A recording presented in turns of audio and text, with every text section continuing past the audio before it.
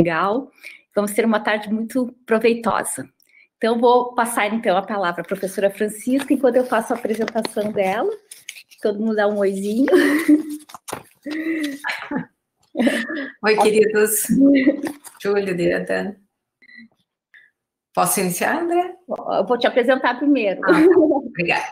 A professora Francisca Miquelon possui mestrado em Artes Visuais pela Universidade do Rio Grande do Sul, doutorado em História pela Pontifícia Universidade Católica do Rio Grande do Sul, estágio no Arquivo Fotográfico da Câmara de Lisboa em Conservação de Fotografia, é professora titular do Instituto de Ciências Humanas da Universidade Federal de Pelotas, participou das comissões de criação dos cursos de bacharelado em Museologia, mestrado e doutorado em Memória Social e Patrimônio Cultural, o curso de bacharelado em Conservação e Restauração de Bens Culturais, todos da Universidade Federal de Pelotas.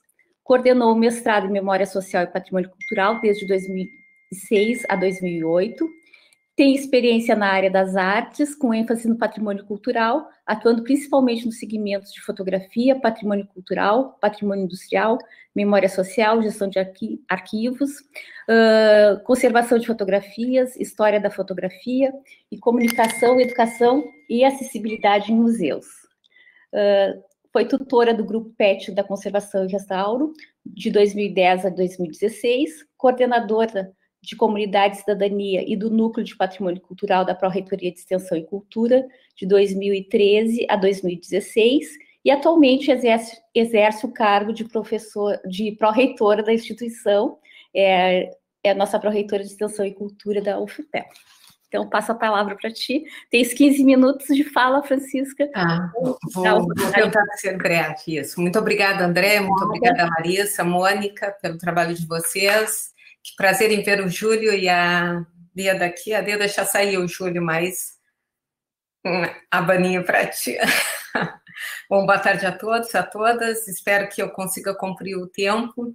Geralmente, quando se fala de uma coisa que se gosta, pela qual se tem afeto, o tempo passa mais rápido do que em outros momentos. Esse tempo relativo, que é o tempo humano. Eu tinha uma apresentação, inicialmente, cumprindo com a proposta da Desirê, que está nos surpreendendo cada vez mais com esses dias do seminário, pela qualidade das falas dos colegas. Inicialmente, essa proposta era dar uma trajetória de um projeto que nós podemos dizer que é o canalizador da acessibilidade cultural na UFPEL, olhando os arquivos, abrindo as caixas de memórias que todos nós temos. Eu fui encontrando uma coisa que sempre me motiva muito, me faz mudar de rumo, é perigoso isso. Eu não posso olhar fotografias, as fotografias exercem sobre mim, e acho que sobre muitas pessoas também, tanto a fotografia fotoquímica quanto a digital, tanto faz, é uma questão de conteúdo, ela exerce sobre mim um incrível poder emocional. Uma fotografia, via de regra, me emociona. Não é a troco de nada que eu acabei nos arquivos, porque as fotografias antigas, elas têm duplamente esse poder, o poder que lhes é inerente e o poder dos tempos acumulados. E eu posso dizer que o início do meu interesse pela acessibilidade cultural está nas fotografias, sim. Mas antes é necessário que se diga que há muitos trabalhos nessa universidade sobre acessibilidade. Ainda ontem, na abertura, o professor Alexandre explicou a coordenação de inclusão e diversidade, a professora Miriam explicou a função do núcleo de acessibilidade e inclusão, os muitos trabalhos que têm sendo feitos, os grupos, tanto de pesquisa quanto de extensão, que atuam nessa universidade, são programas cadastrados, projetos cadastrados. Então, não diríamos que alguém tenha, em momento específico, a prerrogativa de ter iniciado esse trabalho que está disperso em muitos lugares. Mas o relato que eu trago para vocês está na gênese do evento que está acontecendo agora. Então, não especifico, não afirmo que a acessibilidade cultural na UFPEL começou aqui, ali, em determinado projeto, mas digo sim que o que nos reúne hoje é uma decorrência disso que começou a acontecer muito antes de efetivamente acontecer. Efetivamente acontecer, eu digo, que é quando o fato se dá institucionalmente, é quando ele é apresentado para a instituição e aí dizemos, olha, estamos a partir desse momento trabalhando nesse campo. Mas sabemos nós, da nossa vida corrente, que as coisas todas têm uma origem, às vezes que fica opaca, esquecida, também vai para dentro das gavetas da memória e acaba se perdendo. E contemplando o convite da Desirê, fazendo uma recuperação, eu acabei indo buscar alguns dados nessas gavetas. E percebi claramente que eu já tinha convívio com um projeto, sobretudo, eu saí de um instituto e fui para o outro, mas um convívio com um projeto muito importante que a universidade teve e ainda tem durante muitos anos. Tem lá da FAMED, Júlio, é um projeto trabalho com doença mental, e havia colegas meus do Instituto de Arte que contribuíram com esse projeto. E as pessoas frequentavam o mesmo espaço que nós, iam para dentro do ateliê, todos nós reconhecíamos e fazíamos a devida deferência a esse projeto. No entanto, nunca houve ali um despertar não da minha parte, digo para vocês, mas trabalhando no Museu de Arte Leopoldo Gottusi, em um dado momento isso aconteceu. E quando aconteceu, e aconteceu de uma forma prosaica, não sei nem se vale a pena contar, mas quando isso aconteceu, é quase que um fenômeno de percepção, um fenômeno de quando o foco se dá, a sombra se dilui e a figura aparece. E aí esse fenômeno que eu chamo de percepção, ele é um motivador. É engraçado porque nós todos, sobretudo na academia, nós somos muito condicionados e muito, eu diria até mesmo, adestrados para projetar, né? Nós temos que planificar as nossas horas, as nossas atividades, nós temos que, ao planificar, também estabelecer os objetivos que nós queremos. E talvez, né, o uso do cachimbo entorta a boca, isso vai gerando o vício da previsão, mais do que o objetivo a ser cumprido, da previsão do que vai acontecer. E muito interessante porque os caminhos, quando eles começam a acontecer, e isso todos vocês devem saber, eles são atalhos cruzados, né? Não sei por que nós acreditamos tanto no trajeto, nós poderíamos acreditar sim em outros trajetos. Então, aqui só para vocês terem uma ideia, em 2009, e talvez alguns tenham passado pela mesma coisa que eu passei, em 2009, já trabalhando com memória e patrimônio, eu me encarreguei dentro do Museu de Arte Leopoldo Gottusi, o MALG, do qual eu era colaboradora, de fazer a curadoria de uma exposição comemorativa dos 40 anos da Universidade Federal de Pelotas. Então, durante os 6 meses, de janeiro já com o projeto da exposição feita, eu entrei nas unidades e comecei a descobrir um impressionante patrimônio científico, acervos guardados por pessoas que tinham afeto por aquilo.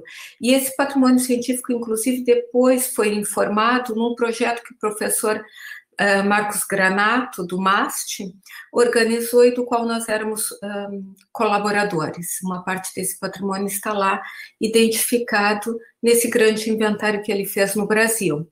Esse patrimônio científico foi gerando em mim a impressão de um elo de passado, das formas de ensinar e aprender, das formas de fazer universidade. E eu fui entrando nos lugares e acabei também pensando que essa universidade, já com alguma trajetória e tão desmemoriada, ela poderia ter um museu. Então, esse museu que nós imaginávamos, não só eu e outras pessoas que o imaginaram, aliás, várias pessoas, mesmo em diferentes lugares, imaginavam que esse museu poderia existir.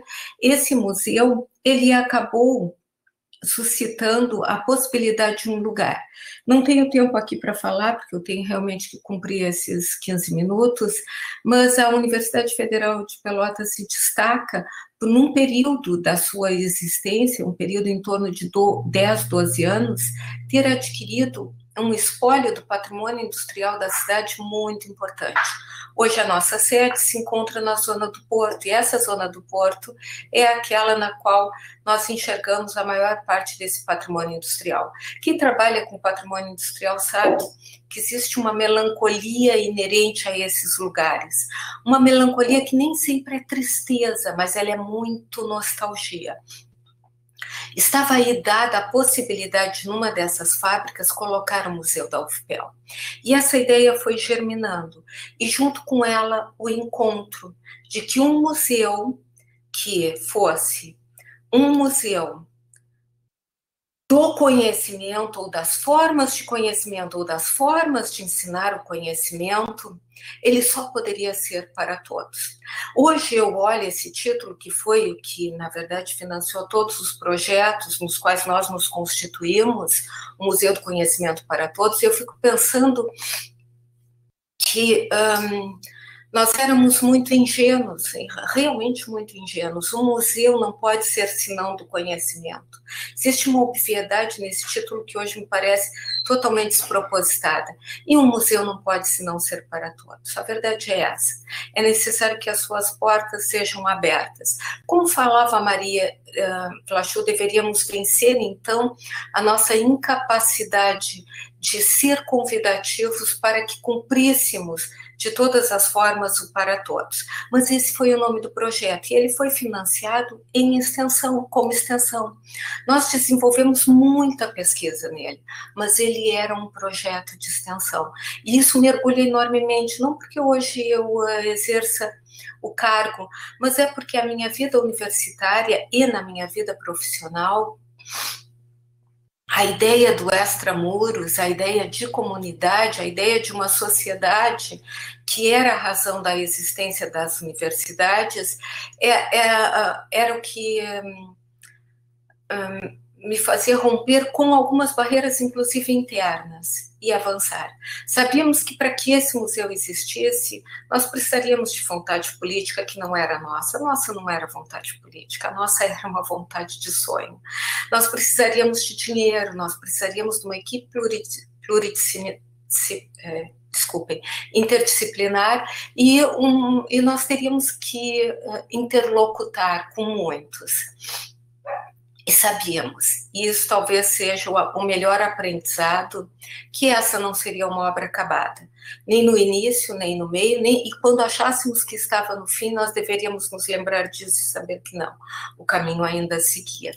Seguindo essa lógica, nós fizemos várias investidas junto à gestão. Naquela época eu era uma colaboradora da gestão, mas eu não fazia parte da gestão, vários empreendimentos que acabaram, inclusive, mudando esse projeto inicial. Todos os documentos que puderam ser gerados, eles fizeram esse museu existir no papel. Ele, inclusive, tem um regimento. Ele, inclusive, está num outro lugar, que é a Casa dos Museus, que também tem um regimento aprovado pelo nosso Conselho Maior. Ele existe institucionalmente, mas ele não existe efetivamente. E hoje, mais do que antes, eu tenho minhas dúvidas se um dia ele existirá. Nós tínhamos que ter disponibilidade econômica. Todas as vezes que esse projeto foi apresentado em algum edital, ele adquiriu recursos. E esse recurso nos ajudou a montar essa equipe interdisciplinar. Eu estou usando o termo que eu usava na época, eu nem poderia usá-lo mais. A equipe realmente era, de fato, interdisciplinar, e eu sou vinculada a um programa interdisciplinar. E, por fim, esse projeto tinha que ter os seus colaboradores. Naquela época, os nossos colegas que aderiram ao projeto, inclusive a professora Andréa, que nos apresentou antes, eram colegas de várias unidades da Faculdade de Arquitetura, do meu próprio instituto, depois outros do Núcleo de Acessibilidade e Inclusão, do Instituto de Letras e Artes, que naquela época já era Centro de Artes, e assim foi indo que nós tivemos realmente uma equipe grande. Mas a equipe maior, porque sempre, em todos os financiamentos, se era possível, o recurso maior era destinado a bolsas de alunos, por uma decisão nossa, a equipe maior e mais interdisciplinar era dos alunos. E aí é que vem a grande questão. A nossa aposta não era formar profissionais para atuar efetivamente nas muitas áreas que hoje são aquelas que fazem possível a acessibilidade cultural, entendendo que a acessibilidade cultural são todos os recursos que dão acesso a esse conteúdo.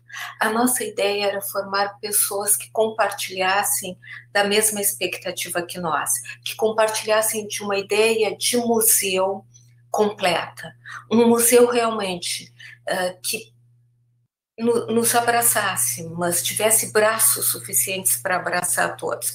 Era uma ideia muito romântica. E por isso, talvez, eu acho que esses alunos foram ficando tão próximos de uma... Mas nós queríamos uma prova de que isso seria um dia possível. E essa prova está aqui nesse slide, ali o nome da Desirê Nobre Salazar, da terapia ocupacional, que em seguida também teve a participação de outra professora e que formou essa equipe que, nos anos que se seguiram, de 2011, quando data o primeiro financiamento e efetivamente o primeiro trabalho, a 2016, quando nós chegamos e conseguimos fazer um programa de acessibilidade para o Museu do Doce, de tudo isso, de todas essas pessoas que são muitas, e nós tivemos, a maioria dessas pessoas depois seguiu algum caminho investigativo, foi para um programa de pós-graduação, montou uma empresa na área, todos eles de uma forma ou de outra continuaram vinculados a essa ideia, alimentando essa ideia de que uma das suas funções sociais era realmente gerar condições para que todos tivessem acesso àquilo que todos devem ter. A cultura é uma dessas coisas. Mas o nome que diria, que nos mostrou que o nosso sonho tinha alguma base de realidade, que ele poderia ser alimentado e mais adiante, quem sabe também, ele poderia gerar outras coisas, foi o da Desirê.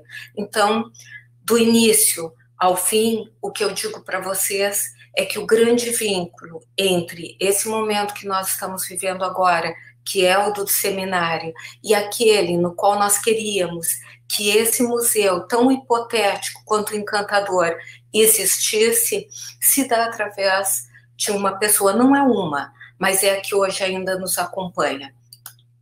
Seguindo, então, essa rota de acontecimentos, nós chegamos a estabelecer vários contatos com várias entidades da cidade, que inclusive nos recebiam, uma parte da nossa tarefa era dentro desses lugares.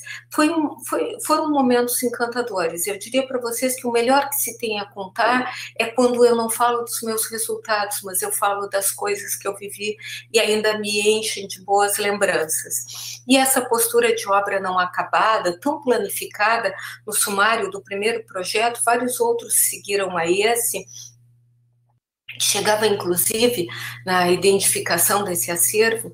Esse slide que aparece aqui na tela, ele tem uma figura ilustrativa que é uma cabeça de gesso, um dos modelos que se usava então, e ainda pouco se usou nas aulas práticas de algumas disciplinas da Faculdade de Odontologia. Essas cabeças eram confeccionadas aqui.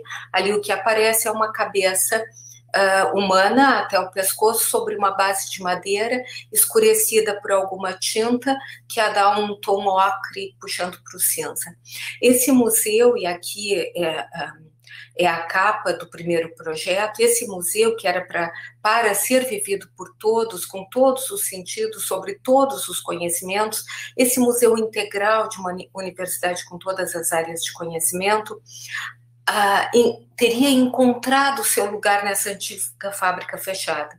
Tanto que a fotografia que ilustra esse slide é a do galpão principal dessa fábrica, iluminado por uma abertura no teto, que deixa essas paredes de madeira com um tom dourado, muito acolhedor, e próximo a nós, mais próximo da nossa visão, uma balança vertical que teria mais ou menos a altura de 1,40 m, com um mostrador redondo e com uma base também de madeira.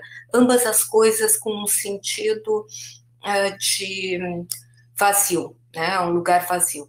Essa fábrica também nos encantou, e nós sonhávamos com ela, com essas palavras que estão ali: o sonho da ciência acessível, o sonho da história renovada, o sonho da memória do trabalho, o sonho da pesquisa para a sociedade, o sonho da pesquisa com a sociedade e o sonho de uma universidade para todos. Há 2 fotos nesse slide, uma delas do grande inspirador na época, que foi o Museu da Batalha. Óbvio que o Brasil sempre teve referências incríveis, aqui está dada uma questão outra, e uma foto, nessa foto do Museu da Batalha, o que se vê é uma sala com uma iluminação muito adequada, e em primeiro plano a escultura de uma pessoa em pé sobre uma base branca, um cubo branco. Ao fundo vê-se outros objetos e outras coisas. É uma foto de um lugar muito bonito, e embaixo nós temos o anverso disso, uma fábrica vazia, numa perspectiva de fundo, no qual estão do lado direito perfiladas janelas, já não há mais a cobertura do forro, e por isso é que nós vemos a estrutura de madeira que sustenta o telhado, um chão maltratado e cheio de restos de lã do início ao fim dessa perspectiva. Nós sonhávamos que aquele lugar tão abandonado, tão árido, tão frio, ele pudesse ter o efeito dessas 3 fotos, também elas do Museu da Batalha, todas elas muito bonitas, muito iluminadas, cada uma mostrando uma sala com os seus objetos, muito bem colocados, sobre um mobiliário, eu diria, encantadoramente lindo, né? Cada uma dessas 3 fotos nos convida a estar nesse lugar, a conhecê-lo, e era assim que nós sonhávamos essa ideia. A primeira coisa que nós fizemos foi, na área que ainda era aproveitada daquela sala, colocar um laboratório que cuidasse desse acervo. Nessa foto, nós vemos uma jovem mulher negra com uma máscara no rosto, na frente de uma mesa branca, na qual há muitos modelos de cabeças humanas, todos eles em gesso e todos sendo restaurados pelas habilidosas mãos dela, que também passaram pelo projeto. Enquanto isso, seguia o financiamento dos outros projetos. Como disse Maria Vlachou, é inerente, os museus têm nas escolas um dos seus públicos mais frequentes. E aqui, numa das exposições que nós montamos, que ainda não tinha os recursos assistivos com os quais nós tanto passamos a sonhar a partir dali, nós vemos um de nossos alunos no meio de um círculo de crianças que estão sentadas no chão com papel e lápis. Ele está fazendo a mediação nessa sala muito branca e muito aberta. O grande elo, aquilo que nos movimentou, foi de novo a emoção. E essa emoção veio por uma pessoa. Eu a conheci através desse projeto, e em seguida, por amigos portugueses, eu consegui fazer o convite para que ela viesse. Justifico, poderia ter convidado outras pessoas, mas tendo estado recentemente em Portugal, havia pessoas que facilitariam que eu encontrasse aquilo que eu buscava, e acabei chegando na Josélia Neves. Ela veio primeiro em 2011, já no primeiro projeto financiado, e depois em 2012 ela retornou, ficou conosco. Em 2013 fui eu que fui.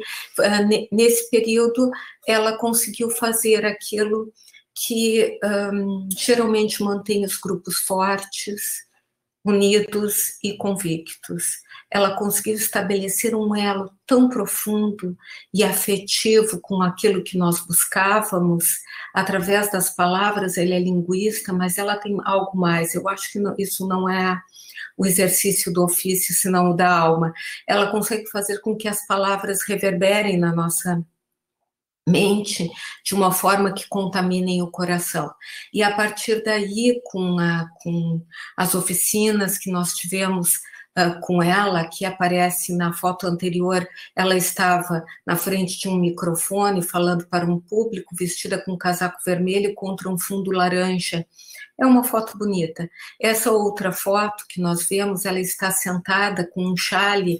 Eu me lembro desse chale porque eu acabei comprando um semelhante a esse quando eu fui lá com ela, e um grupo de alunas do lado dela, e essa é uma homenagem a ti, Desirê, tu estás ainda com carinha de criança, não que tu não tenhas perdido todo, mas aí evidentemente tu é uma jovem aluna iniciando a tua trajetória, e ela trouxe na mala um impressionante acervo ilustrativo para as aulas que ela ministrou aqui, que foram tremendamente inspiradores para nós. No nosso grupo havia, então, alunos que também eram bolsistas com deficiência visual. Tínhamos 2 nesse momento, em outro passamos a... Desculpem, tínhamos 3 nesse momento, num outro momento passamos a ter 2, e também tivemos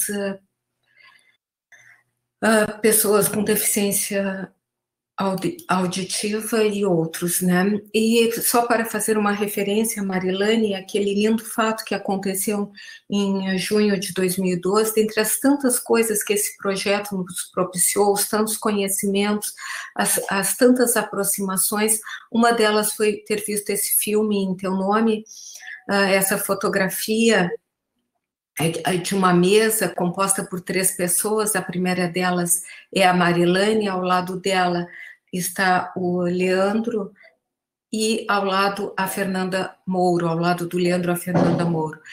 Ao fundo há uma intérprete sentada falando direto para a plateia, e atrás o palco onde vemos o filme projetado. Foi realmente uma noite memorável, não só porque conhecemos essas pessoas, e realmente o Leandro era um defensor do filme com audiodescrição, ele mostrou isso naquele momento, ainda bem jovem, e como também nós vimos o primeiro trabalho da Marilane com muito encantamento. Tudo tinha muito encantamento, é impressionante isso, tudo tinha, mas nós tínhamos que ter resultados. Sem resultados nós não justificaríamos o trabalho, não poderia ser só a nossa vontade. Uma das nossas equipes trabalhava, a professora Adriane Borda, com um trabalho muito importante de modelagem. Ela desenvolveu as maquetes de toda essa exposição dentro do Memorial do Ângulo. A Laneira, a querida Laneira, essa fábrica com a qual nós sonhamos em tê-la como sede do Museu da UFPEL, continua abandonada. Evito passar pela rua para não ter que encontrá-la. E assim, muito tempo. Tá, vou terminar agora. Mas para não dizer que não chegamos a um resultado, nós inauguramos o Memorial do Ângulo com recursos assistivos, todo o trabalho de projeto do mobiliário foi feito pela professora Celina, junto com a Escola Luiz Braille. Nós conseguimos chegar a um outro resultado depois no projeto, que foi bem mais avançado, que foi a acessibilidade no Museu do Doce, que se tornou para nós um laboratório. Nós conseguimos fazer várias coisas, porque várias pessoas trabalhavam, mas não conseguimos, e tenho que aqui contar para vocês, ir adiante naquele projeto original que nos movimentava. Lamentavelmente, na hora que eu copiei aqui o slide, eu suprimia um que era bastante importante, que ele tinha o quadro completo dos projetos, mas eu não vou me estender, porque, na verdade, seria até além de cansativo, seria demais não escutar a Desirê e o Júlio. Então, eu vou apenas finalizar essa breve apresentação, reiterando a tese de que estamos aqui porque começamos em algum outro lugar, de que estamos aqui porque queremos chegar num lugar bem maior, estamos muito, muito, muito distantes ainda do que a UFRN, a UFRJ e outras universidades que são exemplos inspiradores para nós. Mas eu acho que a inspiração, ela é uma expressão de sonho. Então, ontem, por uma outra razão, olhando o meu memorial de titular, eu reencontrei a frase, essa frase do Mia Couto, que de vez em quando me vem à mente, né? O que faz andar a estrada? É o sonho. E enquanto a gente sonhar, a estrada permanecerá viva. Andréia, mil desculpas, eu me passei um pouquinho do tempo, mas tenho concluído o que eu tinha para Mas dizer. é importante te escutar e conhecer essa trajetória, né, dentro da universidade. Sempre é um prazer te escutar. Te mandei até uma mensagem agora no teu telefone. Então, vamos chamar para dar continuidade. A Desirê pode abrir sua tela, o seu microfone, né? Enquanto eu vou apresentando a Desirê. Desirê é mestre em Memória Social e Patrimônio Cultural, é terapeuta ocupacional pela UFPEL, membro fundadora da Liga Acadêmica de Terapia Ocupacional, graduanda responsável pela audiodescrição e mediação acessível do Memorial do Ângulo, do Museu do Doce e do Programa Acessibilidade do Museu do Doce.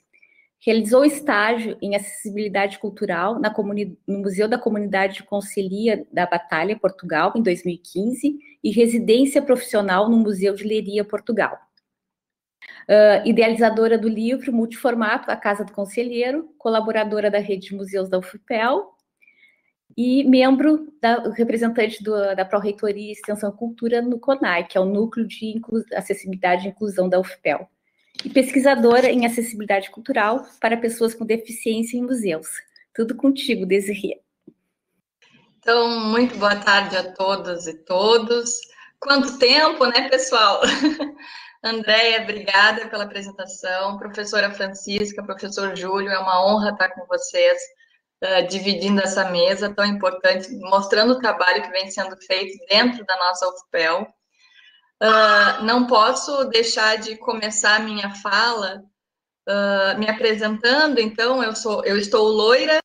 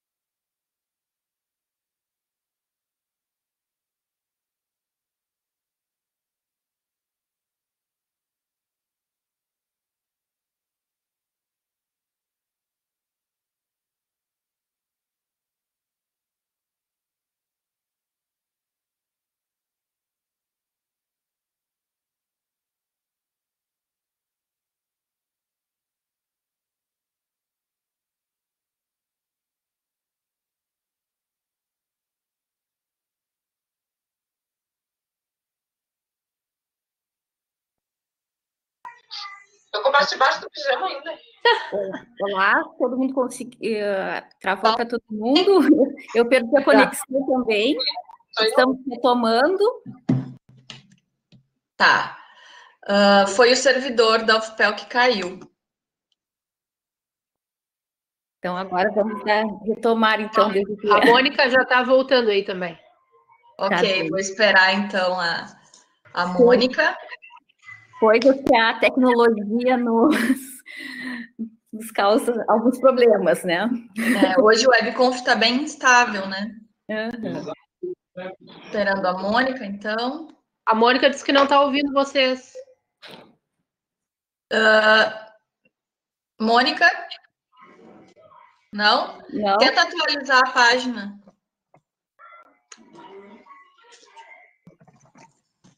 Parei que eu vou falar com ela aqui pelo WhatsApp. Mônica, tá me ouvindo? Eu vou entrar lá e tu sai da página e entra de novo e eu entro, tá? Pode começar a recontar o tempo de novo aí, não tem problema.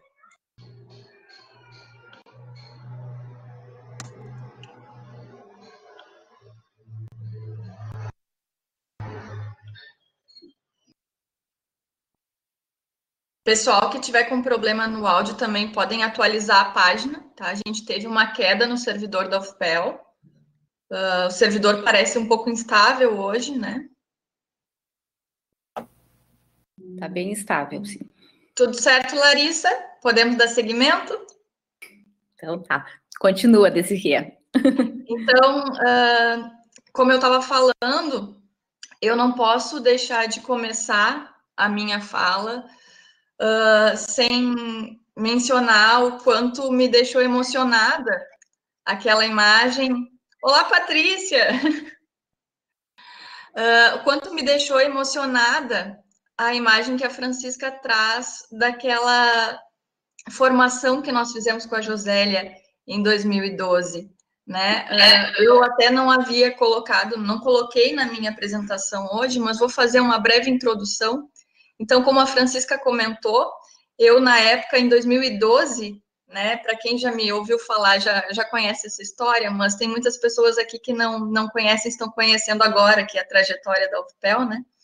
Então, em 2012, eu ingressei como bolsista do projeto da Francisca, que era o Museu do Conhecimento para Todos, e, de fato, foi um projeto que mudou a minha vida. Naquela época, eu era aluna do curso de Letras, Português e Francês, e foi através do projeto de extensão que eu fiquei conhecendo a terapia ocupacional através de uma das bolsistas, que era a Tayane Arruda, que hoje em dia é minha aluna aqui no curso de terapia ocupacional, que apresenta, então, porque uma das metodologias do projeto era justamente mostrar como cada profissão contribuía para a acessibilidade dentro do museu.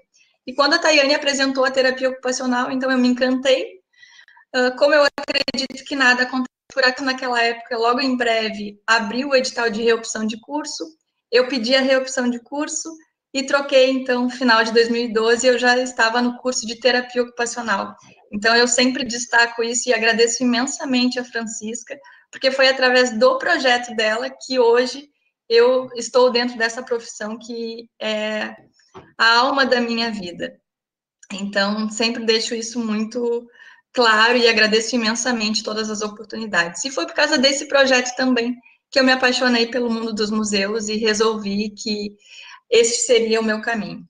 Bom, dando seguimento ao que a Francisca colocou, então eu vou apresentar algumas das atividades que eu venho desenvolvendo, né? Então, dando seguimento à fala da Francisca, em 2016, quando a gente inaugurou o primeiro resultado do Museu do Conhecimento para Todos, que foi o Memorial do Ângulo, aqui em Pelotas, ficou sobre minha responsabilidade, então, desenvolver a mediação acessível do Memorial do Ângulo.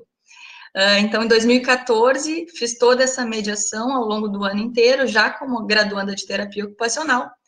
Em 2015, como a Andrea comentou, eu fiz o meu estágio em acessibilidade cultural no Museu da Comunidade Conselhia da Batalha, lá em Portugal, que também foi através da professora Josélia Neves, quando esteve aqui em 2012, quando ela apresentou o Museu da Batalha para nós.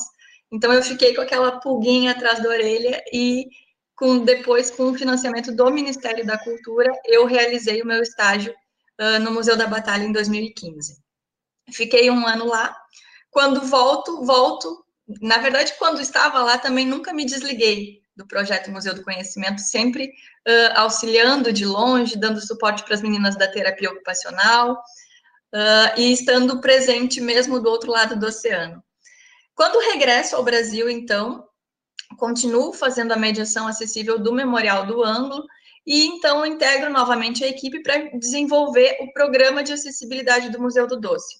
O Museu do Doce, ele pertence à Universidade Federal de Pelotas, ele está sediado aqui na cidade, ele é um museu universitário, que foi criado em 2013, então a gente, ao desenvolver esse trabalho do projeto do Museu do Conhecimento para Todos, em 2016 a gente ficou desenvolvendo, então, essa primeira exposição de longa duração, que era Entre o Sal e o Açúcar, o doce através dos sentidos. Então, essa exposição, ela contava com recursos de acessibilidade e também com o seu programa de acessibilidade do Museu do Doce. É importante destacar esse trabalho, que foi um trabalho pioneiro dentro da área da terapia ocupacional. Primeira vez que a gente tem, dentro da profissão, uma pessoa desenvolvendo um programa de acessibilidade para um museu universitário. Então, a gente sempre destaca essa relevância, né? E também fazendo a mediação acessível.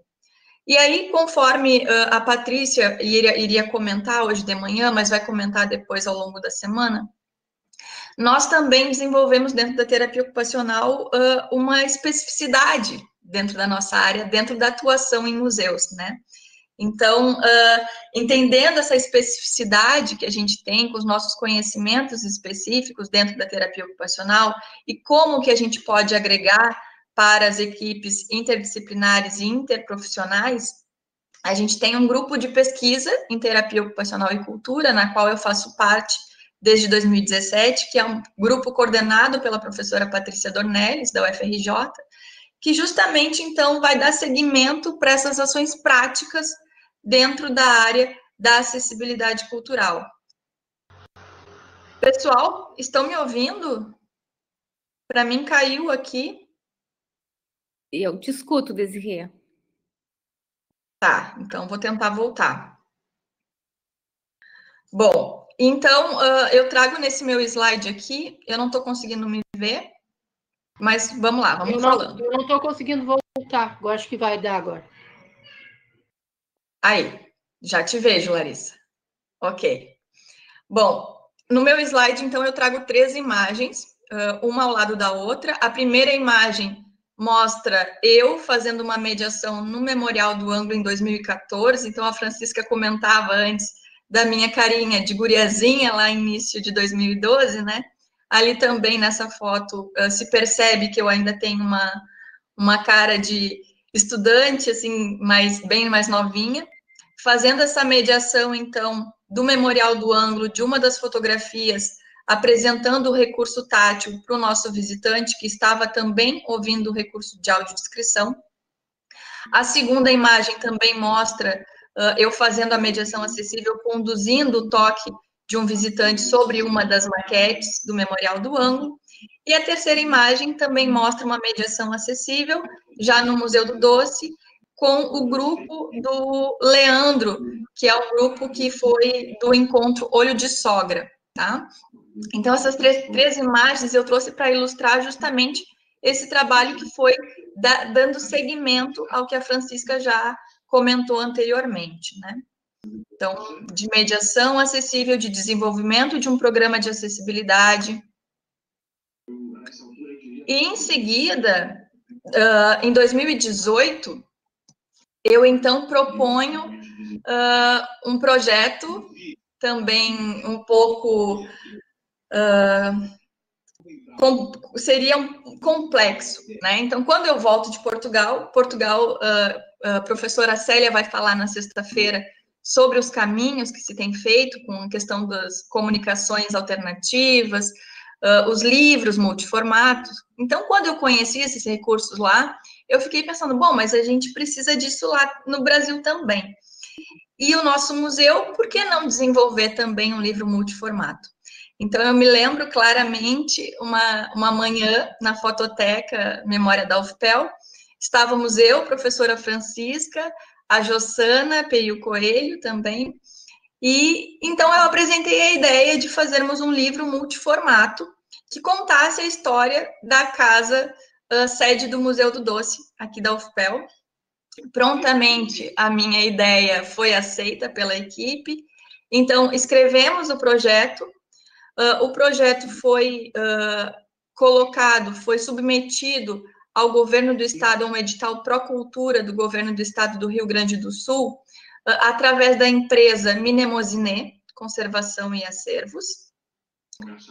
E então, o projeto, ele ficou tramitando ao longo de um ano, e depois de um ano a gente tem o resultado que ele foi aprovado em primeiro lugar em inovação, em acessibilidade, e nós conseguimos, então, financiamento para o desenvolvimento desse projeto. Ele é um projeto que contou com mais de 30 pessoas que foram parceiras nossas, então nós tínhamos o financiamento para os materiais, não tínhamos o financiamento para a mão de obra. Então, eu vou ampliar aqui a imagem para que vocês possam visualizar melhor. O livro multiformato A Casa do Conselheiro, então, ele é todo colocado com sistema pictográfico de comunicação, com uma linguagem simples, todo colocado com ilustrações lúdicas sobre a casa sede do Museu do Doce. Ele tem um audiolivro com audiodescrição, um videolivro com libras e legendagem, e ele também tem 4 esquemas táteis que podem ser tocados. Então, aqui eu mostro uma segunda imagem que aproxima o projeto, aproxima o livro A Casa dele. Então, vocês podem observar que ele é uma caixa em MDF, na qual essa caixa tem todos os recursos que possibilitam que o maior número de crianças consigam aprender mais sobre o nosso patrimônio. Então, é um livro multiformato que traz a questão da educação patrimonial, né, foi envolvido para o meu universitário. Aqui nessa imagem a gente pode ver, então, a caixa do livro multiformato, a sua versão visual, que é a versão com sistema pictográfico de comunicação, linguagem simples, com um glossário também. Depois a gente tem os 4 esquemas, que é um esquema tátil de um balaústre, uma mela, uma escaiola e a boia do Museu do Doce. E temos também o formato em braille. Esse projeto, então, por que ele aparece aqui? Pedi para a Elizabeth desligar o microfone dela, que está dando interferência e perturba um pouco na hora da tua fala. Ok, eu desativo aqui. Então, por que esse livro ele aparece aqui? Justamente porque se nós não tivéssemos a parceria da Pró-Reitoria de Extensão e Cultura, se nós não tivéssemos a parceria de todas as pessoas envolvidas, que foram mais de 30, a gente não conseguia efetivar esse projeto. Então, em nome da Minemosiné, a gente agradece a parceria de todos, inclusive a Universidade Federal de Pelotas. Bom, me encaminhando para o final da minha fala, em 2018 eu ingresso como colaboradora na Pró-Reitoria de Extensão e Cultura, fazendo a representação da PREC na Comissão de Apoio de Acessibilidade e Inclusão, e também como colaboradora da Rede de Museus. E aí, provavelmente, vocês já devem ter ouvido falar do manual que nós desenvolvemos e dentro da Rede de Museus, que se chama O Museu para Todos, Manual para Programas de Acessibilidade. Então, o manual é um manual introdutório que fala um pouquinho sobre como se desenvolve os programas de acessibilidade, quais são os recursos de tecnologia assistiva que a gente tem que pensar nos museus, qual é o histórico das pessoas com deficiência na nossa sociedade, traz algumas boas práticas, né? Mas a gente entende que é, de fato, um manual para a gente começar a discutir a relevância desses programas de acessibilidade nos ambientes museais.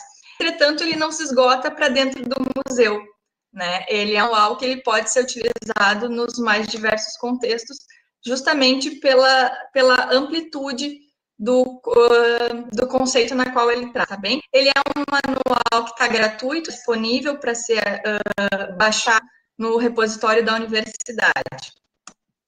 E aí, entendendo que nós tínhamos já esse manual em andamento, nós tivemos as ações de sensibilização para as deficiências, a gente, na Semana dos Museus, quanto na Primavera dos Museus, várias atividades que são desenvolvidas, nós também temos que a gente precisava olhar para os nossos museus. E aí, para isso, nós fizemos, então, um programa, que na verdade é um projeto de extensão, para dar seguimento a essas ações desenvolvidas e planeadas no e-book O Museu para Todos. Então, cadastrado em outubro de 2019, sobre minha coordenação e desenvolvido dentro da rede de museus da UFPEL, nós temos um projeto de extensão homônimo também, o Museu para Todos, programas de acessibilidade, que vai justamente fazer o diagnóstico de acessibilidade dos nossos museus integrantes da rede de museus.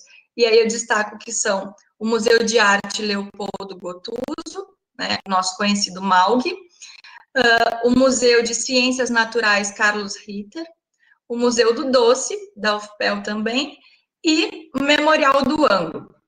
Mas, tendo em vista que já tínhamos tido um contato prévio com a gestão atual do Museu da Baronesa, o Museu da Baronesa também, que pertence ao União de Pelotas, né, se integrou a esse projeto, é um dos nossos objetos e campos de estudo. Então, como que esse projeto ele ocorre? Ele é um projeto interdisciplinar, então nós temos as alunas da terapia ocupacional, alunas da pedagogia, as alunas da museologia também. Temos a colaboração da professora doutora Isabela Andrade, do Centro de Engenharia, que trabalha junto conosco, e fizemos, então, esse diagnóstico de habilidade desses museus envolvidos no projeto. A partir disso, a gente vai desenvolvendo as próximas etapas. Então, as etapas do projeto se têm nas seguintes. A primeira, nós aproximamos os alunos dos conceitos de acessibilidade, do que se trata acessibilidade cultural. Em seguida, fizemos visitas exploratórias em cada um dos museus, onde os próprios profissionais dos museus fizeram as mediações, apresentaram as instituições para a equipe do projeto. Em seguida, voltamos, fizemos o diagnóstico de cada um destes museus, utilizando alguns instrumentos já citados anteriormente, né? E depois, nossas próximas etapas agora são pegar, junto com as equipes, fazermos atividade de sensibilização e de capacitação com essas equipes, para que juntos, na última etapa do projeto, possamos desenvolver os programas de acessibilidade desses museus integrantes da rede e do da Baronesa. Então, aqui nesse slide, eu trago 5 figuras, que são junto dessas visitas que fizemos com o projeto. A primeira fotografia mostra 3 meninas do projeto e eu olhando, então, nas exposições no Museu de Arte Leopoldo Gotuso. A segunda fotografia mostra a equipe do projeto junto com o Matheus Cruz, que é o Museu do Doce, estão fazendo essa mediação, estão todos olhando para os ricos detalhes dos estuques do teto do Museu do Doce. A terceira imagem é no Museu da Baronesa, vamos toda a equipe do projeto junto com o Marcelo Madail, que é o conservador do museu, olhando uma das vitrines, né? Depois eu tenho uma imagem do Memorial do Ângulo também, com a equipe fazendo a mediação para as meninas e apresentando esse espaço. E a última imagem mostra a equipe do projeto também, Museu de Ciências Naturais Carlos Ritter. Acho que esse era basicamente o meu último slide, mas eu só queria deixar registrado, então, que essa trajetória se inicia com a minha participação num projeto de extensão, por isso que eu gosto de destacar que sou uma extensionista de base, e que hoje em dia fico muito feliz de estar, enquanto professora substituta da Universidade Federal de Pelotas, podendo transmitir as minhas alunas, então, essa paixão pelos museus, a paixão pela acessibilidade. Quero destacar mais uma vez aqui, então, que as meninas participantes voluntárias do projeto de extensão, a Amanda, a Jéssica e a Thalita, são a comissão de organização desse Seminário Internacional de Acessibilidade Cultural. Então, pessoal, deixo aqui o meu muito obrigada para as meninas, muito obrigada para vocês que estão conosco no nosso evento, e deixo o meu e-mail, denobre.ufpel@gmail.com. Obrigada. Obrigada, Desirê. Vamos convidar, então, o professor Júlio a abrir a sua câmera enquanto eu faço a apresentação dele.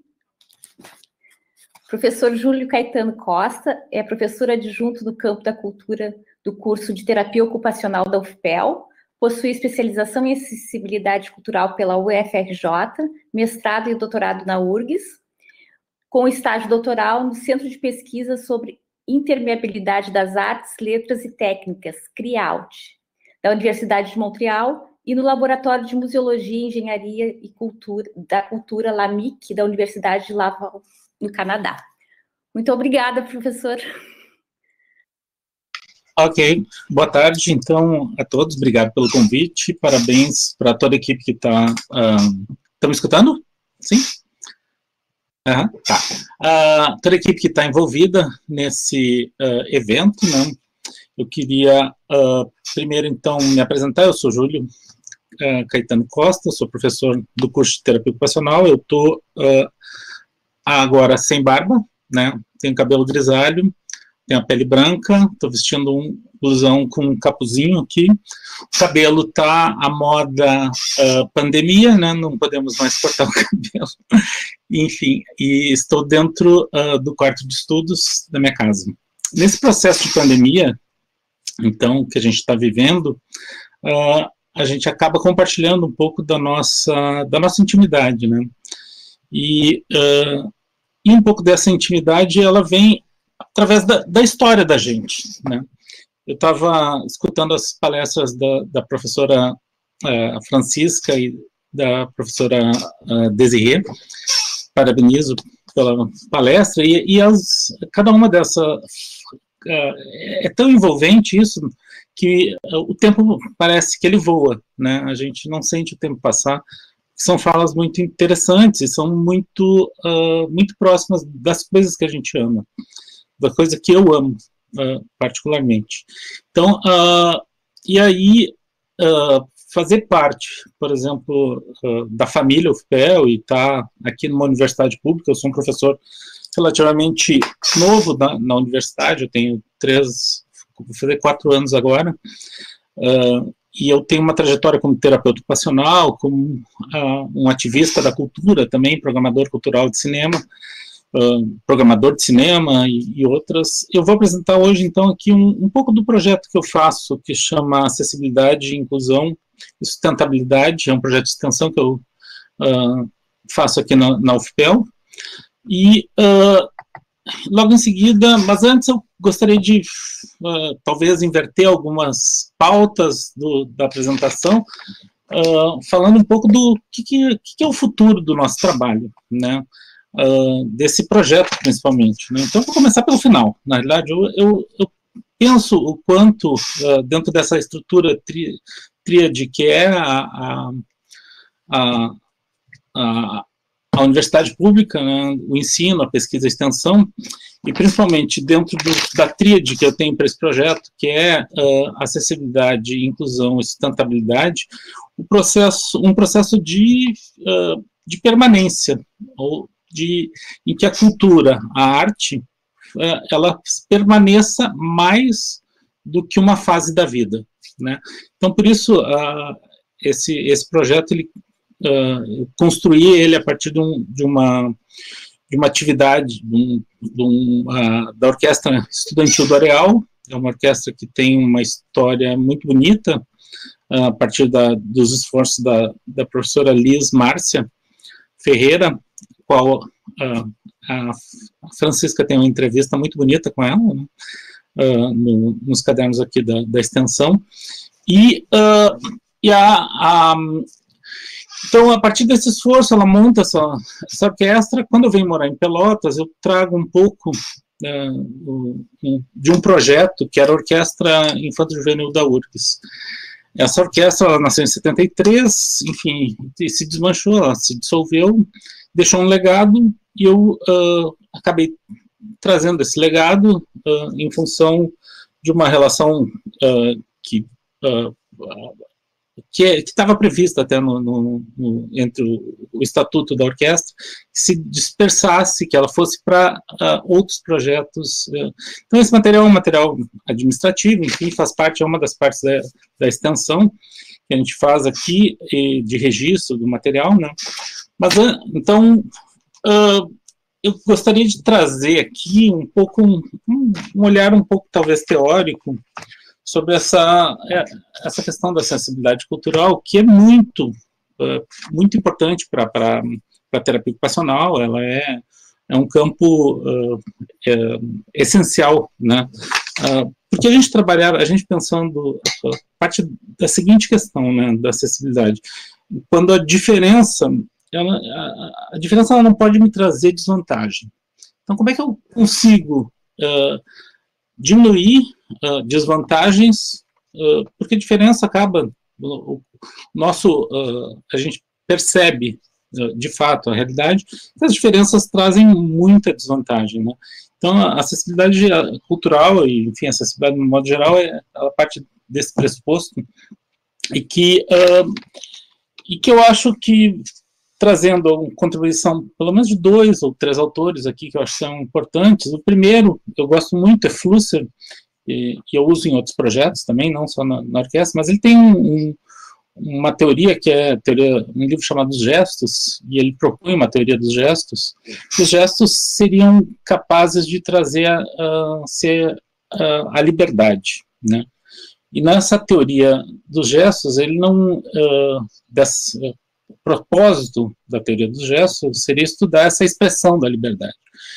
Então, quando eu me passo para próximo da cultura, e o campo da terapia ocupacional na área da cultura é um campo recente, ele é um campo que experimentou hibridações, primeiro com a saúde, e até quando a Francisca menciona o projeto de saúde mental, com a Faculdade de Medicina, a gente tem muitos projetos, e são projetos lindos, né?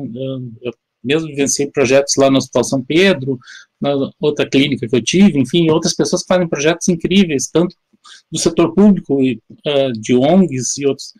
Então, a terapia ocupacional, ela vai para esse campo da cultura, e ela, de certa forma, assim, ainda tensiona. O campo mais novo que a gente tem é o campo da cultura na TO, né?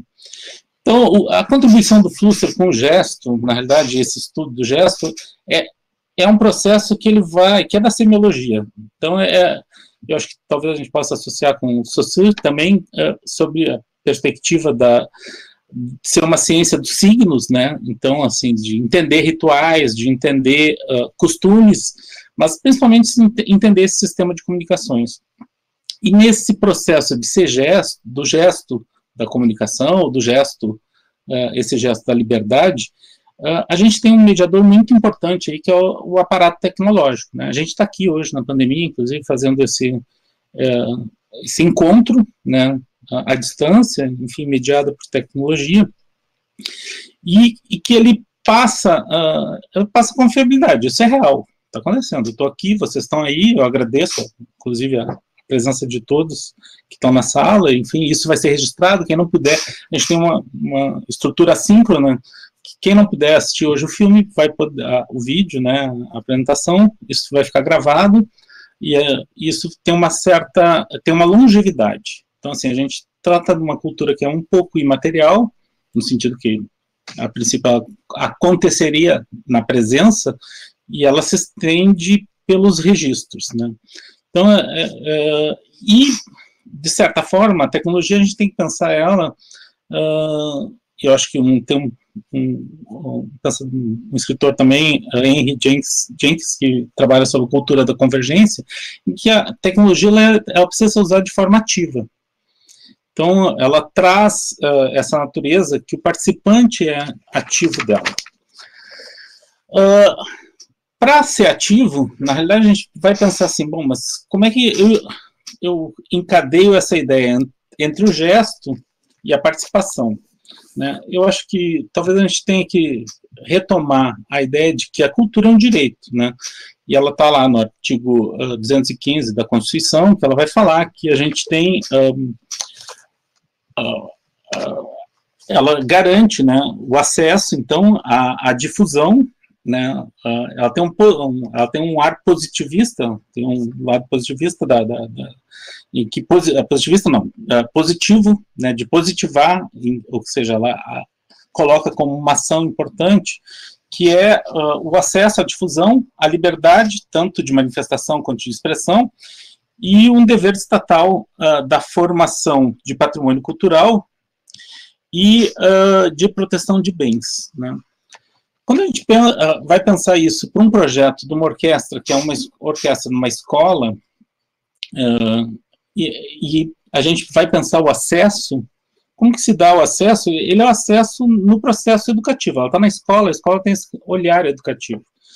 Só que, além de construir essa educação, ela constrói também uma experiência estética, né? Então, a experiência estética da cultura, da arte, no caso da música aqui, que é o objeto desse projeto, ele é uma experiência que ela é carregada de significados, né?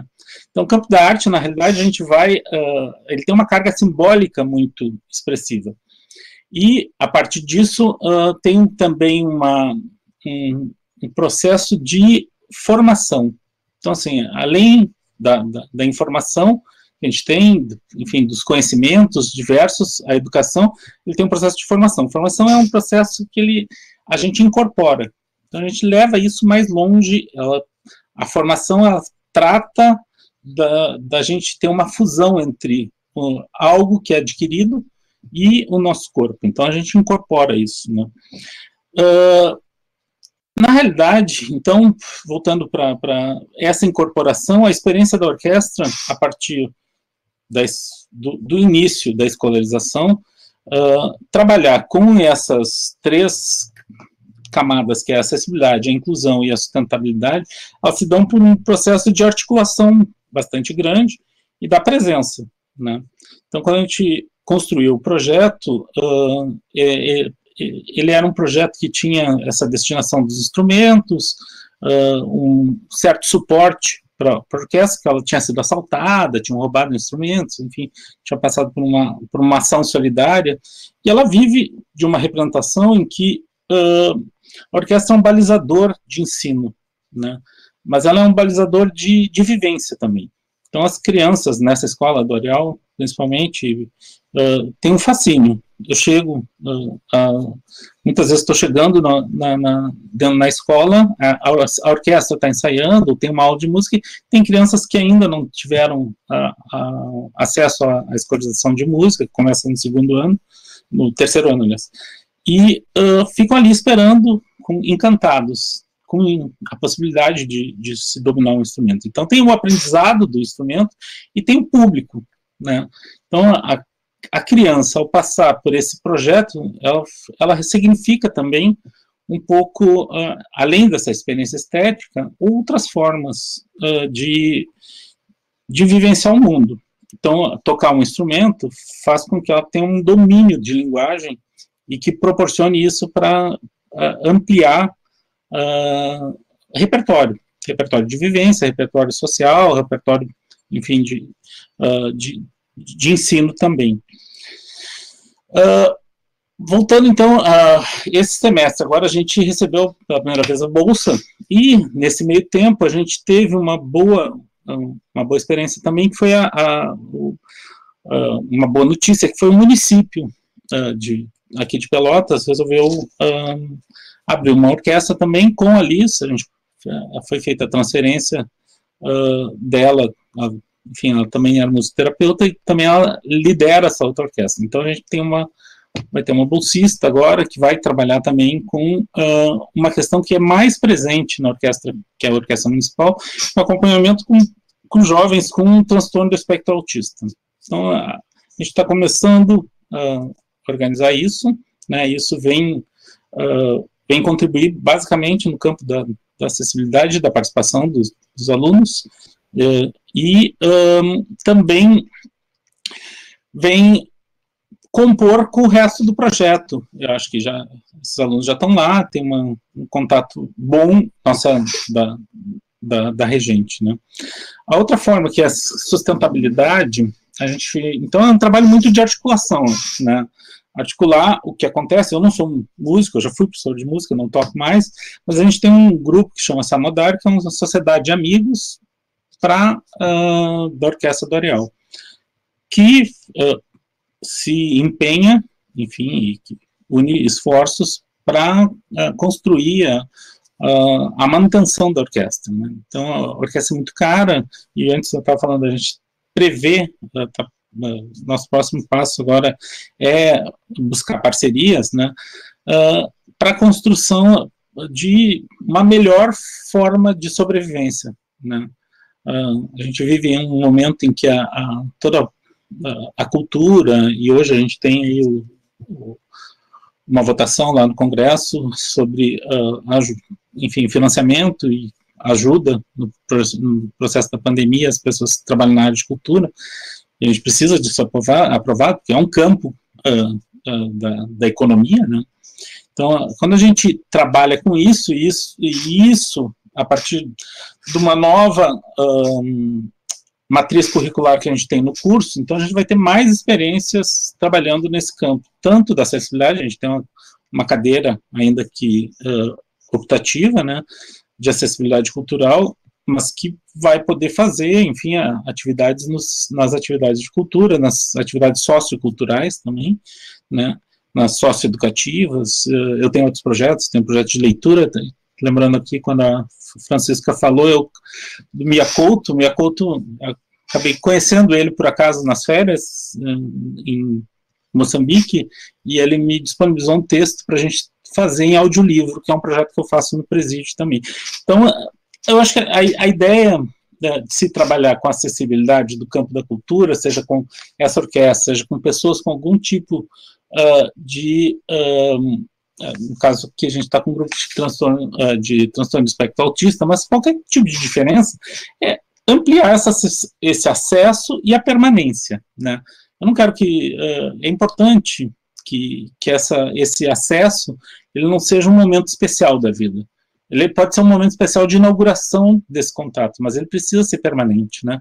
Ele precisa ter essa grande virtude que é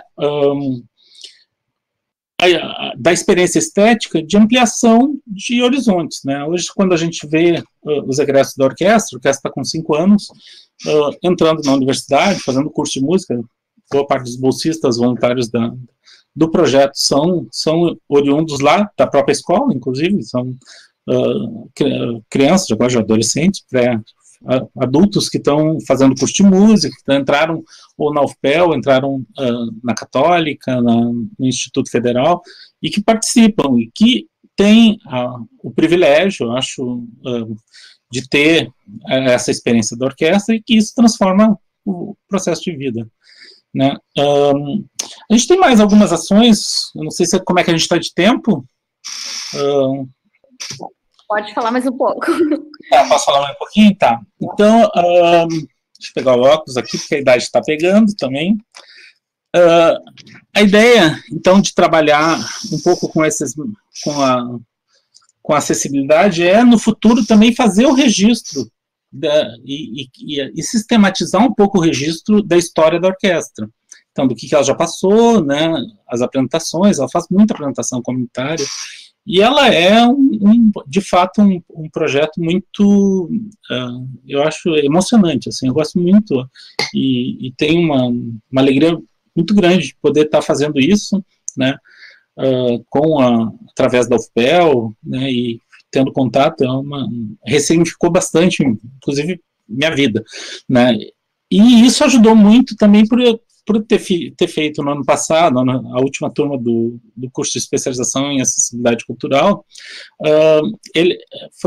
eu fiz o curso, enfim, e foi esse um dos motivos que a gente abriu a cadeira no curso de TO, né, Isso faz com que a gente cresça e consiga fazer projetos, pequenos projetos. Eu gosto muito de trabalhar no micro, assim, eu acho que a diferença do 1 é muito mais interessante que a diferença de 100 para mim. Então, assim, eu não sou um cara da área quantitativa, eu sou do projeto qualitativo. E eu acho que isso é bem interessante, né? Quando a gente discutia no curso lá, e hoje de manhã eu, vendo o Jefferson, me lembrei um pouco sobre isso, o quanto a gente precisa trabalhar com metadados, com essa informação. Então, voltando para a questão do Flusser, do gesto e da liberdade, o gesto da expressão e da qualidade de camadas que a gente consegue fazer para projetos, né? Para esses projetos de cultura, para os projetos de arte, para os projetos que são ligados ao aprendizado dos alunos também, seja na extensão, seja na pesquisa, quando a gente consegue construir meta-informações, né? A gente tem objeto direto, mas a gente tem todo o surround, tudo que acompanha aquilo, e o fortalecimento, por exemplo, a presença, como são crianças, a gente lida e seguidamente tem a responsabilidade das crianças são pais. Então a gente tem que fazer interlocução com pais, né? As apresentações fora da escola, fora do espaço. A Orquestra Municipal, ela ensaia num local que é um projeto muito bacana, que é da antiga ferroviária, que é parceira, inclusive, junto com a prefeitura, de ser um espaço cultural, e isso me agrada bastante, assim, eu acho que é uma conquista da Lisa. Lisa, eu só tenho algo para dizer, assim, a Lisa tem uma capacidade, uma visão, é uma pessoa muito visionária, assim, há muitos anos constrói isso. Hoje ontem a gente acabou escrevendo, então, a saída desse processo da orquestra, a entrada de novos alunos. Ontem, então, alguns alunos fizeram inscrição no Sete ao Entardecer, que é um projeto da cidade, enfim, então tem um caminho para independência, individualização e peculiaridade do seu trajeto, enfim, da sua história, a partir dessa experiência também, né? E a ideia no futuro é o quanto pode ser profissional, tanto com a experiência da cultura, quanto da própria cultura em si. Então, nosso próximo desafio é manter essa orquestra, essas duas orquestras, agora, a Municipal e a Boreal, com muita força e criar novos projetos, né? Então, estamos muito contentes com isso. Acho que é isso, né? Só falando então um pouco dessa experiência estética, de ser tanto artista quanto público, então de formação de público, da gente ter concertos educativos, né? Enfim, acho que é isso, né? Obrigado pela atenção de vocês.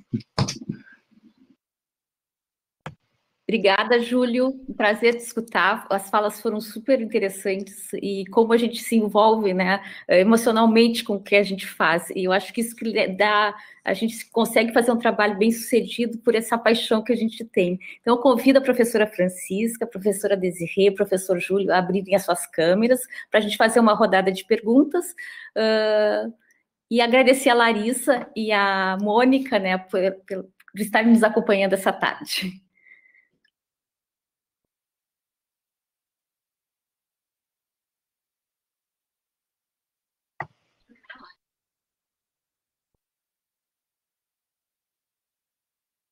Vou dando uma olhada enquanto isso no chat, para ver se já tem perguntas.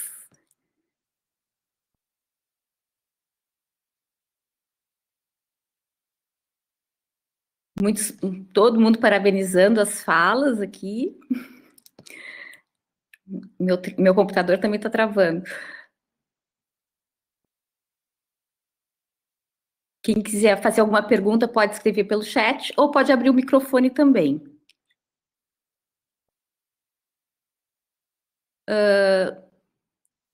A Claire pergunta por que o símbolo internacional da audição não é o mais usado no Brasil? Quem responde? Símbolo internacional da audiação. Agora, audição? Será? Eu acho que sim. Bom, eu eu coloquei aqui o símbolo internacional da pessoa com deficiência, tá, que é, inclusive, um dos nossos símbolos do Seminário Internacional da Acessibilidade Cultural, que é um símbolo que é o bonequinho, né, dentro de uma esfera, que é justamente para lembrar que a pessoa com deficiência ela está colocada em todos os contextos da vida humana, né. Eu não sei, na verdade, eu não sei se eu entendi bem a pergunta dela. A gente tem alguns símbolos internacionais, alguns pictogramas que são convencionados internacionalmente, mas tudo vai depender do recurso. Eu não sei se eu entendi bem, eu não sei se ela poderia fazer novamente a pergunta, por favor. O meu computador está... Vocês conseguem acompanhar? Parabéns, Desirê, o professor Pellegrini, cumprimentando, vários professores e colegas cumprimentando as falas. Deixa eu... A Célia pergunta o autor do livro, professor Júlio. O autor do livro Gestos. Sim. Então tá. Esse aqui, ó, o livro chama Wilhelm Flusser, Gestos, da Ana Blume. Acho que é mais fácil tu colocar isso. Eu estou escrevendo aqui. No bate-papo ali. Isso. Uhum. O professor Júlio estava mostrando a capa do livro pela webcam. Isso. Vê se entrou. Isso, Gestos, Wilhelm Flusser. Ana Blume é a editora, tá? Ele é uma versão simplificada. A gente, se quiser, tem uma versão em PDF que é em espanhol. Essa é uma versão brasileira. O Flusser é um pensador que morou no Brasil, um filósofo, enfim, é um tcheco e que depois voltou para a Europa. E ele tem um trabalho muito interessante. Assim, o Flusser, ele e o filho dele, os dois têm. O filho dele tem um trabalho interessante com música em ambientes hospitalares. Inclusive, em Portugal, foi feito um projeto que é nacional de música nesses ambientes. É um projeto bastante humanista, tal, mas o Flusser ele é o cara do filosofia do design, ele tem vários outros projetos que são ligados à tecnologia e à mediação. Acho que ele talvez seja muito importante para a nossa área de terapia ocupacional, enfim, para o contemporâneo. Ele pensa, na realidade, como programa. A ideia dele de programa é o que faz um pouco a referência até aos gestos, de que a gente inventa, que a gente não seja encarregado do outro, né? Não seja escravo, não seja colonizado. Então, à medida que a gente domina as tecnologias, a gente é capaz de ser o autor de si, né? Tem mais uma pergunta para o Júlio, da Márcia Gonçalves. Muito emocionantes os projetos relatados pelo professor Júlio, muito obrigada. Peço que nos informe onde poderemos conhecê-los com maior profundidade, quanto às metodologias e resultados. E também seu e-mail para contatos futuros. Tá bom. Vou botar o e-mail aqui, jcosta8129@gmail.com. Acho que é isso? Não. Então, agora os projetos, a gente está, na pandemia está tudo fechado. Eu tenho pequenos posters dessa produção, do tempo que a gente está organizando aqui o projeto na universidade, né? Que a gente tem assessorado bastante a professora, porque ela continua tendo contato com um pouco na educação à distância, né? Então, quanto isso tem sido... como a gente vai sobreviver durante a pandemia, mas a gente já teve algumas crianças que já não têm tanta adesão quanto tinha antes com a forma presencial, né? Então, esses desafios são os principais. E eu tenho pequenos textos sobre a orquestra, e aí pode me escrever que eu passo, compartilho aí também. Então tá, obrigada. A Amanda está dizendo, né, que a professora Isabela pediu para falar que lamenta não poder participar, que está muito envolvida com as atividades do STEND, né, parabenizando também os outros professores. Obrigada. Andréia, eu posso só fazer uma colocação? Claro, tu é a dona do seminário. Não, hoje eu estou aqui como palestrante, tu que faz a mediação, vamos lá. Toda atrapalhando. Uma das atividades também que a gente desenvolveu ao longo desse período, professora Francisca, também acho que seria bacana a gente comentar, que eu gostaria que tu comentasse um pouquinho, sobre o programa Fotografia para Ouvir, que foi um programa de rádio que nós tivemos pela Federal FM, e que agora estamos tentando dar continuidade a ele através do Museus para Ouvir. A professora pode falar um pouquinho desses projetos para o pessoal? Inclusive, Andréia, não esquecemos, estamos em curso com o trabalho, agora que a Deda falou. Cobrar para a reitora em público. Não, mas tá indo. Foi um programa de rádio, eu não me lembro da data, foi tanta coisa, ele foi que 2013, 2014? A primeira versão do Fotografia para Ouvir foi 2014, 2013 com a Janine, 2014 comigo e com o Adriano, e 2016 com o Vaz e com a Maria Alice Estrela. Isso mesmo, vi 13 edições. Naquela ocasião, nós usamos o acervo da fototeca, né? A ideia era fazer uma descrição de fotografias, não audiodescrição.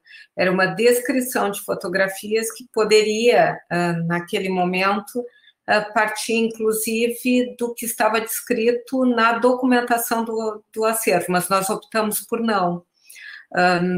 Tinha necessariamente que o descrito ter algum apelo emocional, e o objetivo era veicular como um programa na rádio. Então, tinha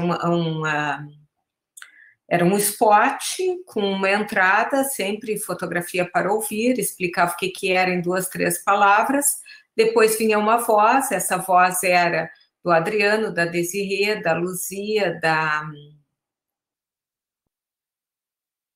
G, né? A Janine também foi. Depois foram dois locutores profissionais, que era o Vaz e a Maria Alice. Aliás, na voz da Maria Alice ficou... Na voz de vocês ficava muito bom, porque era bem natural, bem juvenil. E na voz da Maria Alice ficou bem profissional, mas bem envolvente, né?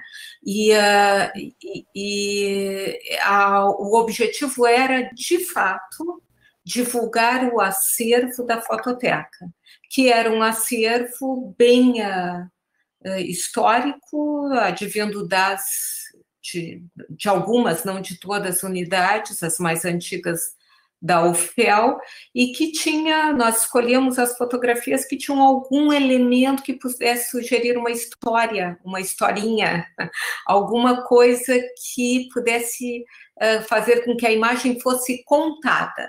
E nós tínhamos, naquela época, funcionando o site da fototeca, e sempre terminava o programa com: se quiser ver a fotografia, vai em tal lugar. Então, nós conseguimos ter uma noção, que era só uma noção, porque muita coisa circulava no Facebook, do quanto as fotografias foram procuradas por causa desses spots. No caso da fototeca, foi bem claro, assim, que aumentou bastante a visitação por essas... Algumas imagens tinham um apelo, então ficava fácil fazer o texto delas. Outras tinham menos, mas tinham um apelo histórico, funcionava. E depois, quando foi para a rádio, com a voz do Vaz, nós usamos, eu acho que o acervo do Museu do Doce, não foi, Deda?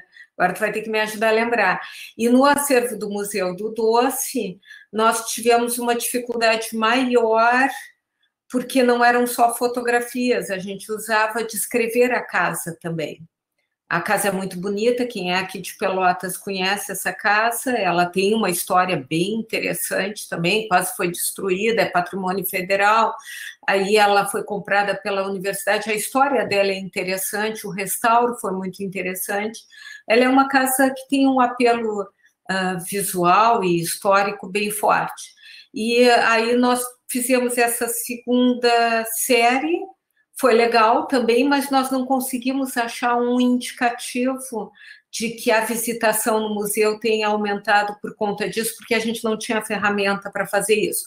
Bom, agora numa segunda tentativa, nós vamos fazer os museus para ouvir, inspirado não na fotografia para ouvir, mas nos museus. E aí nós vamos ter que ter uma ferramenta de verificação se a visitação ocorrerá ou não. E, evidentemente, nós paramos agora, porque não haverá visitação, os 3 museus estão fechados. Mas a ideia era essa, usando não sei se é princípio, acho que não vou colocar isso, mas inspirados na audiodescrição, trabalhando com descrição de fotografias para a fototeca, ou seja, um arquivo histórico, nós acabamos nos aproximando de uma forma bem legal, era muito divertido fazer aquilo, foi muito divertido. E a resposta foi muito boa. As informações sobre as fotografias no Facebook, tu te lembra, Deda? Eu me lembro. O fulano de tal foi meu avô que aparece nessa fotografia. Foi muito legal, uma interação muito inspirada. Eu me lembro também eu acho que foi um dos editores da rádio, que o dia que nós estávamos fazendo a gravação, uma das gravações, acho que era uma fotografia da Laneira, e aí ele comentou que alguém da família dele tinha trabalhado lá, então já trouxe uma história para a gente, antes mesmo da gente finalizar o roteiro, foi muito bacana. Está dentro do projeto, né? Foi feito dentro do projeto. Foi uma ação do projeto. Eu me lembro que eu, enquanto acadêmica, aprendi imenso com o projeto do Fotografia para Ouvir também. Não só a questão de o funcionamento da rádio, como fazer os spots, como pensar esse texto também, como traduzir essa imagem. Eu me lembro claramente de várias vezes estar sentada contigo lado a lado, em frente ao computador na fototeca, tomando um chazinho, tendo a descrição das imagens, né? Então, para mim foi um momento muito rico, assim, da minha formação. O pessoal está perguntando sobre o livro multiformato A Casa do Conselheiro, tá? Eu não tive tempo de explanar aqui, mas vou falar rapidinho. Esse livro, ele é um livro que não é comercializado, foram feitos 100 exemplares desse livro para doação para escolas da rede pública de ensino aqui da cidade de Pelotas e região, tá? Nós ainda temos alguns exemplares, algumas instituições receberam, como, por exemplo, o Museu Histórico Nacional, o Museu da Vida, da Fiocruz, também recebeu. Acho que foram essas instituições que entraram em contato conosco e conseguiram, então, a disponibilização desse material. Eu vou disponibilizar o link aqui no bate-papo do site do Museu do Doce, que tem um fragmento, eu não sei se está inteiro, mas um fragmento do audiolivro com a audiodescrição e o videolivro com a Libras. Tá? Vou deixar aqui. Ressalto que esse livro a gente não consegue fazer doação individual, né? Então, somente com uma instituição a gente consegue. Não sei se ainda temos disponíveis para esse quesito, mas para quem quiser conhecer um pouquinho mais do projeto, podem entrar em contato direto comigo, que eu mando as informações. O roteiro de audiodescrição do livro A Casa do Conselheiro, ele foi um roteiro feito por mim, com a consultoria do Ednilson Sacramento, que esteve conosco na Semana dos Museus, na semana passada.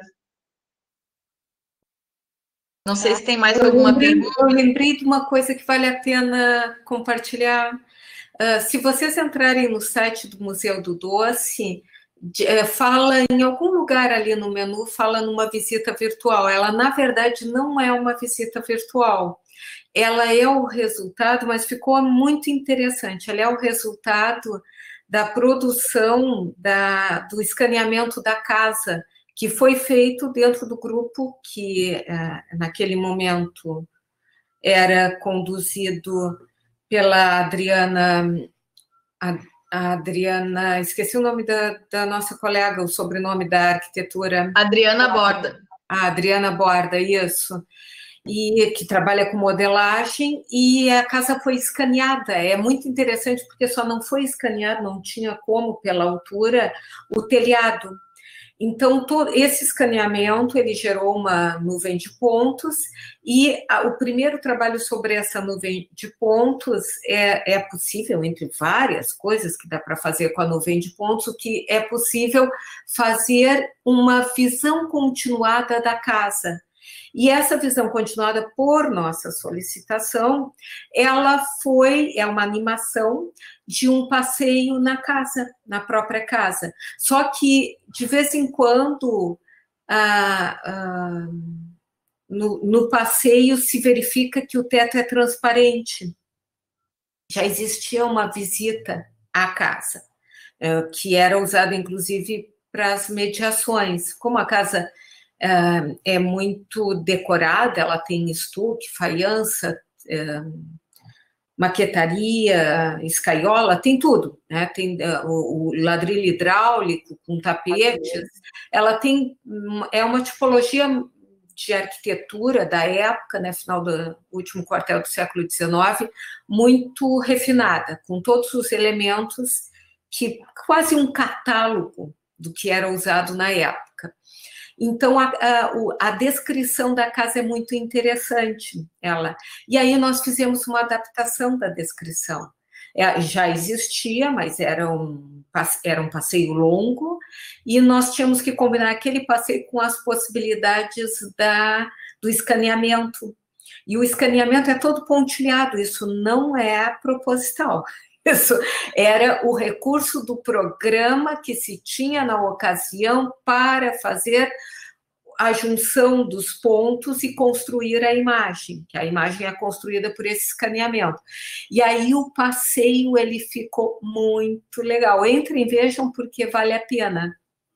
É rapidinho, o texto foi todo adaptado para o passeio. Ele não é, como eu disse para vocês, exatamente um passeio, ele é uma descrição com visualidade de alguns dos aspectos, porque a casa tem muitos aspectos da casa, e, ao mesmo tempo, é uma possibilidade das novas tecnologias, que depois foram muito úteis, porque em cima delas se fez algumas das maquetes que estão lá. Por exemplo, não se conseguiria com tanta precisão. A casa tem uma claraboia bem interessante, é bem a arquitetura da época mesmo, era um efeito da arquitetura. Quem for na casa, agora não vai dar, tá? Mas quando forem, preste atenção nisso. Fiquem bem embaixo da claraboia e ergam a cabeça. Vocês verão uma claraboia curva. Isso eu já vi em outros lugares, era próprio da arquitetura da época, é um efeito visual. Quando nós vemos a maquete da claraboia construída com o recurso da nuvem de pontos, ela não é curva, ela é reta, ela é toda reta. Aquilo é um efeito visual. É bem interessante. Nós sabemos porque sabemos, mas verificar isso na maquete é muito legal. As maquetes do museu são muito interessantes, elas são estudos mesmo. E vale ressaltar que o texto base do livro A Casa do Conselheiro vem desse vídeo que a Francisca falou. Então, o livro foi todo construído em cima desse vídeo, né? E a gente fez ele todo em linguagem simples para adaptar para o livro A Casa do Conselheiro. E, inclusive, esse link que eu enviei aqui também, dentro do livro A Casa do Conselheiro, a gente tem esses formatos que eu já havia citado, né? Do audiolivro com audiodescrição, o videolivro com a Libras. A gente tem também, então, esse passeio virtual pela casa com os recursos de acessibilidade. Acho que era isso que eu tinha mais para comentar. Era isso aí. Mais alguma pergunta, pessoal? Eu acho que só a Sandra colocou o link para o livro que o professor Júlio apresentou para nós. E uma pessoa tinha perguntado onde era o Museu do Doce. O Museu do Doce é em Pelotas, fica na Praça Coronel Pedro Osório, número 8, né? Junto aos outros 2 casarões. É um complexo de conjunto eclético, tombado pelo IFAM, foram os primeiros prédios a serem tombados junto com o Teatro 7 de Abril e a Caixa d'Água em Pelotas, né, fazem parte do primeiro núcleo de tombamento da cidade. Então, quando vierem a Pelotas, as pessoas de fora podem vir nos visitar também. E está acontecendo um projeto bem interessante no museu que eu coordeno, que é o Laboratório Aberto de Conservação e Restauração de Bens Culturais, quando a gente está restaurando 2 obras de grande dimensão. Então, já estou fazendo propaganda do meu projeto também. Então, eu acho que a gente encerra. Não sei se alguém quer mais alguma pergunta. Já avançamos bastante o tempo da nossa sala hoje. Tivemos esse problema técnico com o corte do sistema, né? E muito obrigada às pessoas que compartilharam os links, a Cátia Helena, a própria Desirê, né? E agradecer aos nossos queridos palestrantes, professor Júlio, a professora Francisca, a professora Desirê, a nossas intérpretes, a Mônica e a Larissa. E foi um prazer estar com vocês. A gravação vai ficar na página da Rede de Museus, depois para quem quiser acessar. E mais tarde teremos a continuidade da nossa programação. Desirê, qual é agora não me veio na cabeça quem é agora. Então, pessoal, a partir das 18 horas, a gente tem mais uma atividade do nosso seminário, então, encerrando o dia de hoje, audiodescrição no teatro, com a Mimi Aragon e com o Rafael Braz, da OVNI Acessibilidade Universal. A palestra das 18 horas vai ser transmitida via Facebook também, e esperamos vocês, então, mais tarde, às 18 horas, tá bem? O link também, para quem quiser acessar diretamente aqui da sala, é o mesmo, tá? Vocês podem entrar por esse link também. E para quem quiser assistir via Facebook, vai estar sendo transmitido também. Uma boa tarde, muito obrigada a todos e todas. Obrigada.